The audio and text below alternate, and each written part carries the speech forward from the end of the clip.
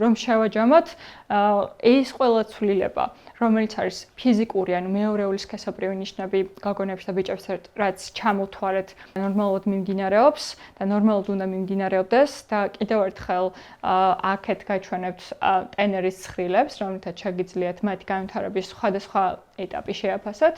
და ასევე არ უნდა გამოგჩეს ის, რომ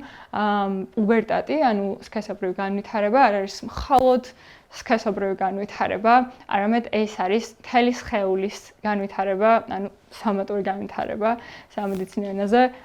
როგორც ფიზიკურად, ასევე მენტალურად, ფსიქოლოგიურად, სოციალურად და ასე შემდეგ. ანუ ჩვენი ტვინს იზრდება, ჩვენი შინაგანი ორგანოებიც იზრდება, ჩვენი სასქესო ორგანოებიც იზრდება და ჩვენ როგორც ანუ ჩვენი mood swing-ები, ანუ ხასიათის ცვლილებები, ემოციების ცვლილებები, ანუ ხან რაღაცა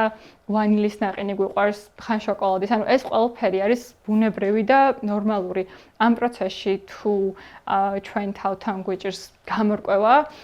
შეგვიძლია მიმართოთ ფსიქოლოგს, რომლებიც ძალიან კვალიფიცირებულები არიან ამ ამბავში და დაგვეხმარებიან განსაკუთრებით მაშინ, როცა შენი სხეული და ფსიქიკა ამდენ ცვლილებას განიცდის და ყველა ის კითხვა ან კომენტარი რაც გაქვთ, შეგიძლიათ დაგვიწეროთ ქვემოთ და ასევე შეგვიძლია რომ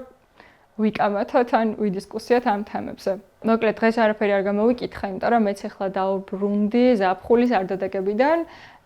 და შემდეგზე აუცილებლად გამოვიკითხავ და თქვენგან არ ველოდები რა თქმა უნდა ეს იმას თუ როგორ გაატარეთ ზაფხული, არამედ ველოდები ბევრ თქვენს შეხედულებას და აზრს რა გაიგეთ ამ ყველაფრისგან. დროებით.